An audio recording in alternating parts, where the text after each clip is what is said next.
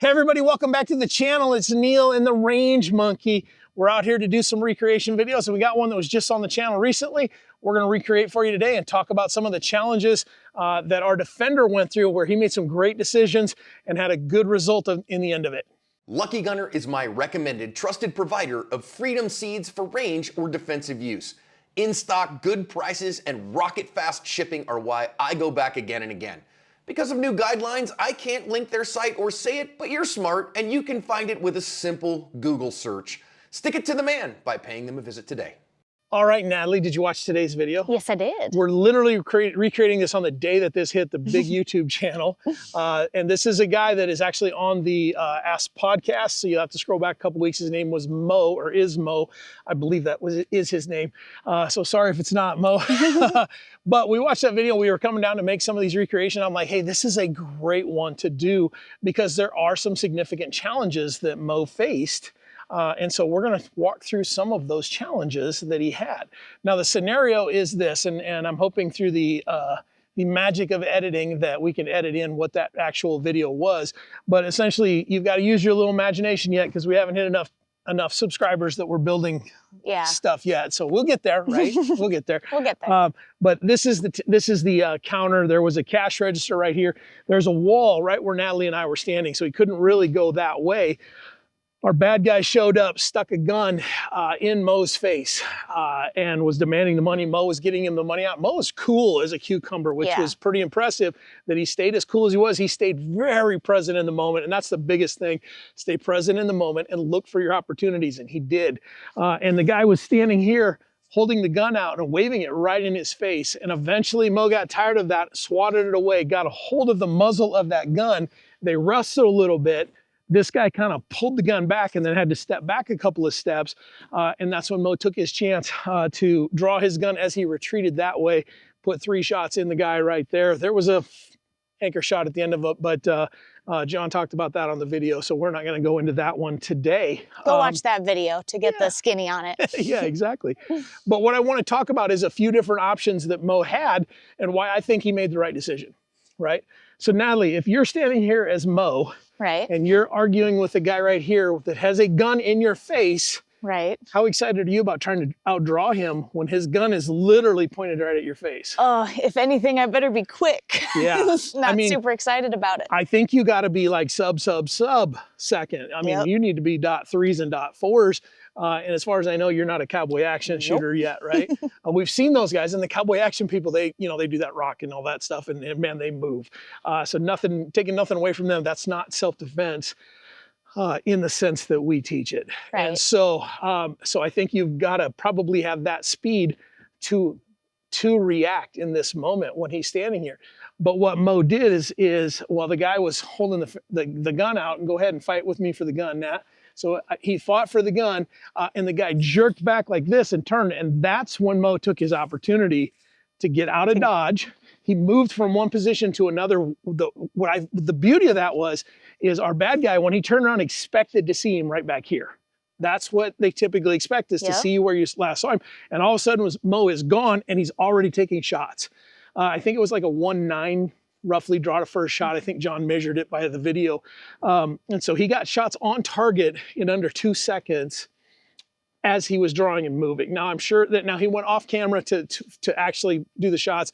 My guess is that he did the draw while he was moving, and then he planted and he stood and delivered. So I always say, if you can't stand and deliver, you can't move and deliver. And in this case, that it's kind of the same thing. He moved to a position, he stopped, he got his gun out. He probably got his gun out along the way. You could see him, he was carrying strong side. You could see him getting out of the holster as he went.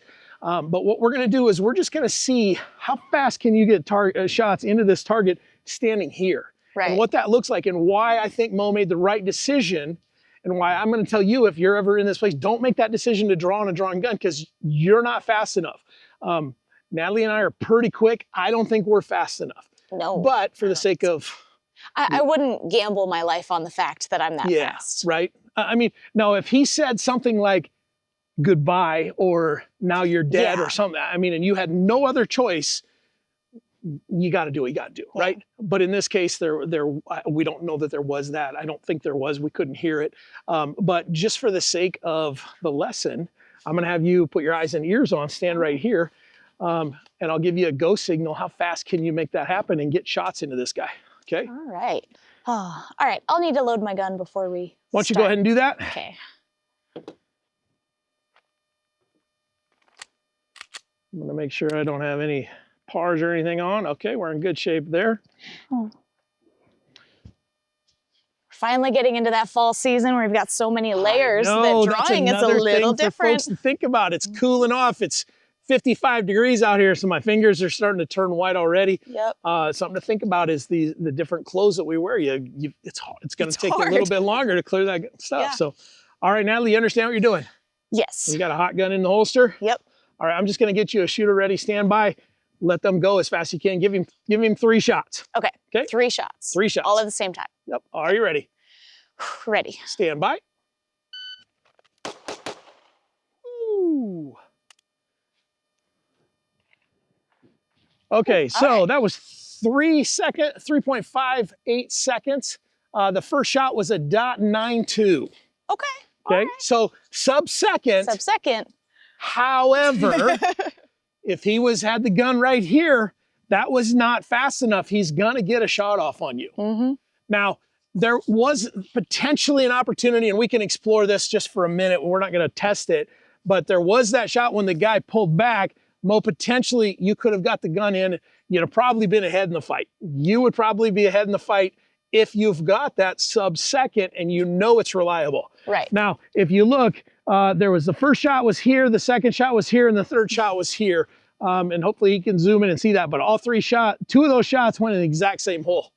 So nice job. Yeah, right? And also, I just got a sub-second draw to first hit with all my fall layers, you guys. Right? I did it. Yeah, that's kind of a big deal. Yeah. Most of us cannot do that.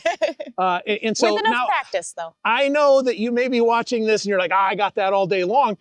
Go test it. Put it on camera and share it in the Ask Dry Fire Challenge and show that, because I think what a lot of people learn is they don't have that. Yeah. And it's a hard pill to swallow, but if you don't swallow it on the range, you're gonna swallow somebody else's round in real life. That was deep, wasn't it? You don't want to learn that in real life. You've got to test it. Yeah, so don't learn it on the live range out here.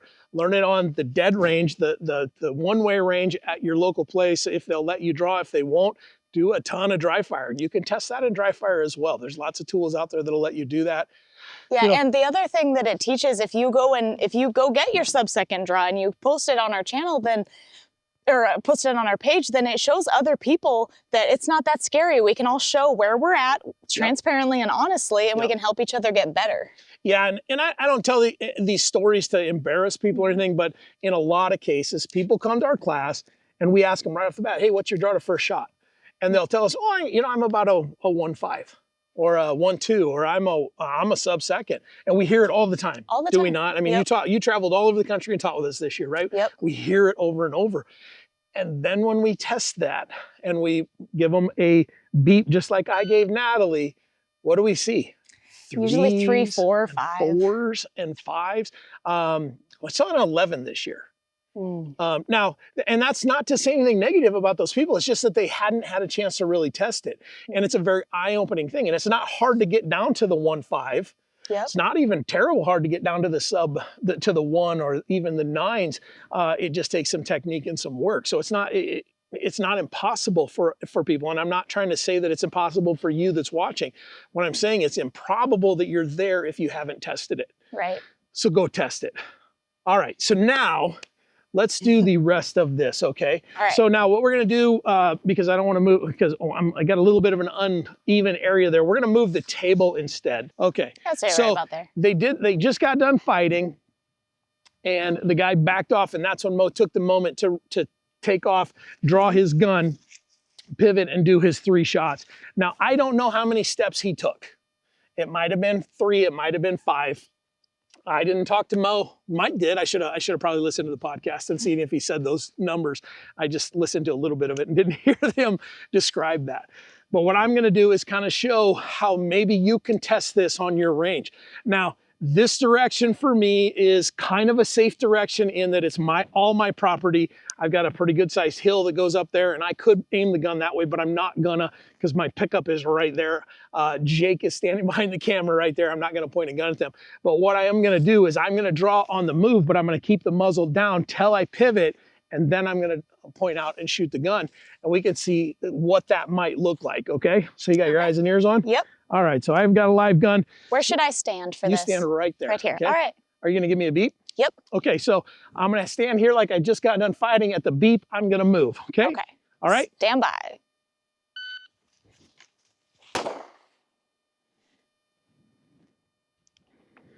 Now I just did one shot because I just wanted to see. So a 179, I took a couple steps there, did a pivot and moved and got a good hit on this guy. The other thing to think about was the guy was turned, I'm not sure, I think he had his back to him because he kind of turned that way, but somebody said I should get used to shooting my targets in the back. I'm just not gonna, because what it does, when the rounds come out of the rubber, they kind of form out, they push the rubber out, and I just don't want my targets to look weird on the front. So that's why we're doing that. Okay. So Natalie, why don't you take a turn at this? Let's try it. You gonna do one shot or 3 shots? 2 shots. 2 shots, Yeah. okay. All right. Are you ready? Put your hand out like you're fighting with him. All right, stand by. There we go. I didn't see where that second round went. Did I hit your spot? I'm not sure you didn't go right through here again. I'd have to slow it down and look at it, but yeah. I think one of them was right here though. Yeah, I was trying to go kind of quick. So. Yeah, and so you did go quick. So yeah. It was a 1-6-2 and then a 2-3 split, which is pretty quick split. The thing was you were also still moving. So potentially your second shot may have gone wide. Yeah. It's hard to tell, but let's do it one more time with 3, but make sure you get your hits this time, okay? Deal. All right, are you ready? Yep. Pay attention to what she's doing with the gun as she's drawing. If you try to do this at your range and you're pointing a gun like this, that's gonna be a problem. We're gonna talk about that next. Are you ready? All right, yep. Stand by. There you go. So that was 1-7-3 draw to first shot and a 2:20 total time. So your splits were 21 and 26. Great splits, 3 really good hits. Thanks. Nice job. Okay, I'm gonna have you hang on to this and I'm gonna clear my gun. Confirm this is cleared now. Yeah, that's unloaded. Okay, so on my range, I can point a gun at my own pickup. Do not do this. But if he would have drawn and pressed out like this and then pivoted, what you're gonna get is you're gonna get what I call a turreting sensation. And the gun's gonna go past him and it's gonna make it harder to aim. So what Natalie and I did, and I'm guessing this is what Mo did, was he drew, he kept it right here, and as he turned, that's when he punched out. Let me get my gun put away here. If you have the gun out here, it just takes more time, and that's what the turret is. So if you watch my hands, and I'll do this without a gun here because Jake's right behind the camera, but if you're walking along and you go like this, you get that turret, like in the old-timey, the World War II movies and that kind of stuff, where you see the tanks go, ooh, and they pop back. That's the turreting effect. And so if you press out and then try to find your guy, you're adding time and you're gonna cost yourself some accuracy. So remember that, to get the gun out, get it in both hands, and then when you got him on target, that's when we punch out and do what we've gotta do. So let's do one more time, run each of us. All right, do you want to go first? Yeah, but I got to get my gun ready. Okay. I just want to shoot again. Yeah, so. do it. All right. Okay. All right. Stand by.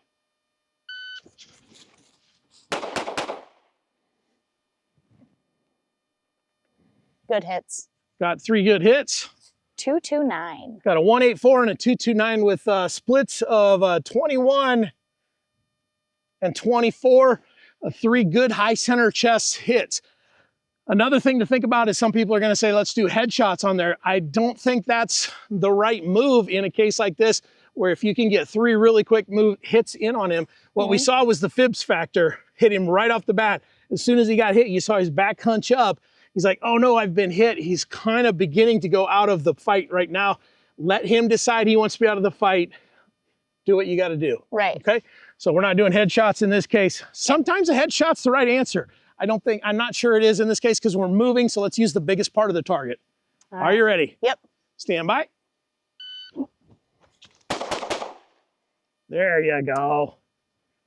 Nice fast trigger movement, a 191 for all of it, There we a go. 1.5 draw to first shot, 19 splits. Oh, she was moving. So I think, was a little slow on my draw, so I knew I had to make that up in the splits. yeah, but you got 3 really good hits on target. Just like Mo, you solved the problem. And again, I think Mo solved the problem in the right way. Now, that last shot, we can argue that, but and all I'll say on this is, and I think John put it pretty well on there on the video, you've got to stay present enough in the moment that you don't anchor shot somebody that doesn't need to be anchor shot, because now you're just rolling the dice with a DA that you may or may not be on your side. Yeah. I think those first 3 shots are easy to describe, to survive that in court if you did have to. That 4th one is a question mark. When it's pop, pop, pop, a bang and a comment, and then a final shot.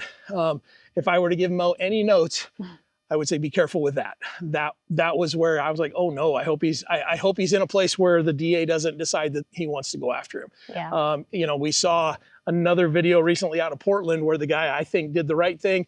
He made a questionable call where he left the building, came back, and got in a gunfight over his stuff. However, he spent a year in jail just waiting trial. Had $2 million in bail set and all that he couldn't afford. So again, stay in that moment. I think Mo did a great job. I think so too. I did, yeah. And if you get a chance, go listen to the podcast. It's a good one to listen to. Watch the video. The link's in there. Hopefully Joe got it in here for you to watch this one. But these recreation things are really fun because we get to explore it. And usually we're like, hey, he had 4 or 5 other opportunities. Mm-hmm. I think he did the right. He had some other opportunities, but I think he made the right decision not to take them. Yeah. So we know getting into it right there with a gun in the face is not a good option. The guy never looked away. Mo kept his composure. He stayed in the moment all the way through to the end. So good job, Mo. Yeah, good job, call. Natalie. Good job. Thanks for watching. We'll see you next time. See ya.